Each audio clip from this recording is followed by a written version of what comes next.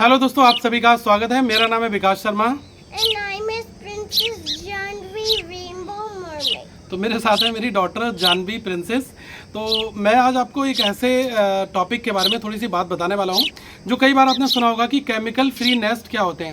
मेरे पास ये अलग अलग वैरायटी के दो नेस्ट हैं और स्पैरोज़ जो है ऑलमोस्ट दोनों में ही अपना घर बना चुकी थी। देखिएगा, ये नेस्ट आपको मार्केट में बाहर मिल जाता है, ठीक है। अब मेरा रिकमेंडेशन हमेशा आपके लिए ये रहता है कि आप एटलीस्ट जब कभी भी कोई नेस्ट आप बाय करते हैं तो आप इन चीज़ों का ध्यान रखें कि आप उसके जैसा अगर घर पर बना सकते हैं तो वो ज़्यादा बेस्ट आपके लिए रहेगा। मैं हमेशा से ही जो घर के बने हुए नेस्ट होते हैं उनको प्रेफर करता हूँ, लेकिन मैंने कुछ नेस्ट मुझे बाहर आसपास में लगाने थे। तो ये नेस्ट लगभग 1.5 साल पुराना है, 1 से 1.5 साल पुराना, और इसके ऊपर जो पेंट की स्मेल है वो पूरी तरीके से जा चुकी है। और आज के समय में सबसे बड़ी चीज़ क्या होती है कि मार्केट में जब आप इस तरीके से नेस्ट को बाय करते हैं तो क्या होता है, इनके ऊपर पेंट होता है, ठीक है। ये वाइट पेंट है, ब्लू पेंट है। जब ये पेंट होगा तो इसमें काफ़ी ज़्यादा स्मेल आती है, और जब कभी भी स्पैरो अपने अंडे देना चाहती है इन घरों में तो उस स्मेल की वजह से वो वहाँ पर घास की तिनके वगैरह लेकर ही नहीं आती है। तो मेरा आपके लिए पर्सनल सजेशन ये होगा कि आप घर पर जब कभी भी प्लाई का काम करवाएं तो देखिए, सबसे पहले हमें ध्यान क्या रखना है कि जब कभी भी आप लकड़ी को काट कर कोई वुडन हाउस बनाते हैं तो आप सबसे पहले क्या करिएगा कि उसमें पेंट आप डायरेक्टली आप बर्जर एशियन पेंट का पेंट लाकर आप मत करिएगा, ठीक है। अगर आप उस पेंट को यूज़ करेंगे तो उसमें बहुत ज़्यादा स्मेल आएगी, ठीक है। और वो जो स्मेल आती है तो बर्ड जो है वो वहाँ पर नहीं बैठेगी और वो कभी भी अपने अंडे वगैरह नहीं देती है। मेरे चारों ओर सराउंडिंग्स में अभी बहुत अच्छी तरीके से बर्ड्स आ चुके हैं। मैं आपको थोड़ा सा एक व्यू यहाँ पर दिखाना चाहूँगा।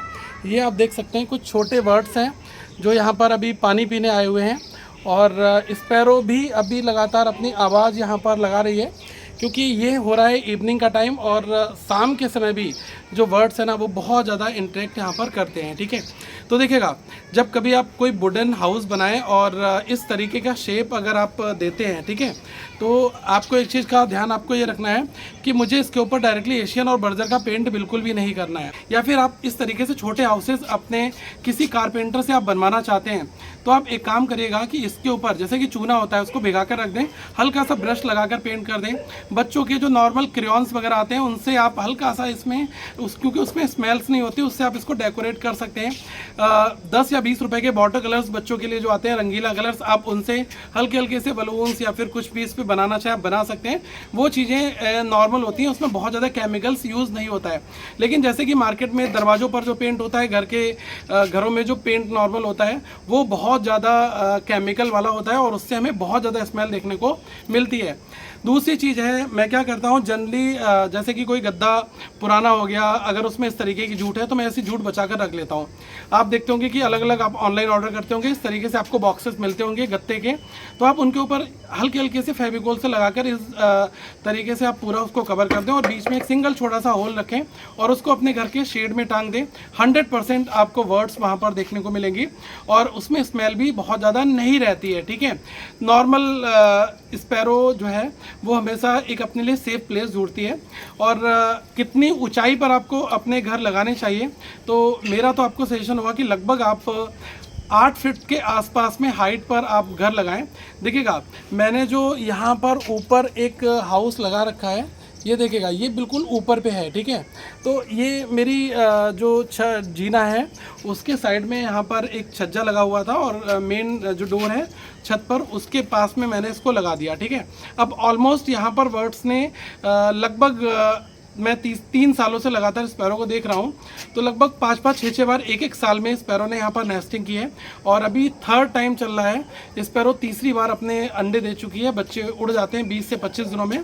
तो इस तरीके से हमें चीज़ें देखने को मिलती हैं, ठीक है। तो मेरा आपको पर्सनल सजेशन ये रहेगा कि आप ज़्यादा ऑनलाइन बाय अगर नहीं करना चाहते हैं तो आप घर पर DIY करके घोंसलों को टांग दें और आपको बेनिफिट देखना स्टार्ट मिल जाएगा।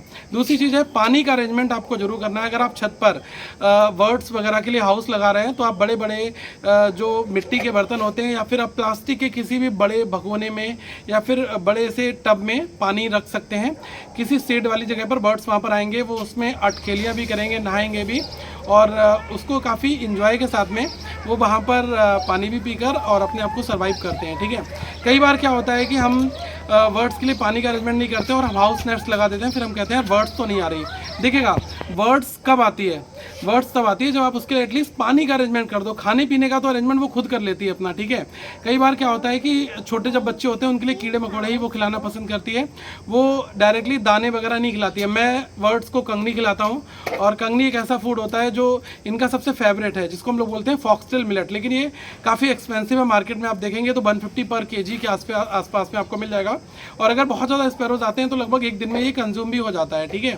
तो मैं दोनों टाइप के फूड रखता हूँ, जो घर में नॉर्मल जैसे कि हल्का सा दलिया वगैरह है, ठीक है। तो नॉर्मल मैंने दलिया एक प्लेट में रख दिया। कुछ बर्ड्स हैं वो दलिया को भी खाना पसंद कर लेते हैं, ठीक है।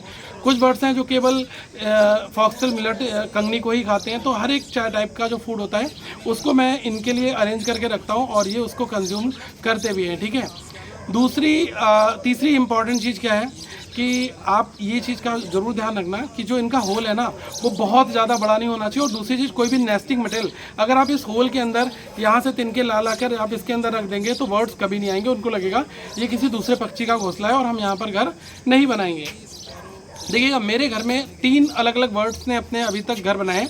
एक तो रेड वेंटेड बुलबुल है, उसने बनाया हुआ है। दूसरा है स्पैरो, जो हाउस स्पैरो वो है।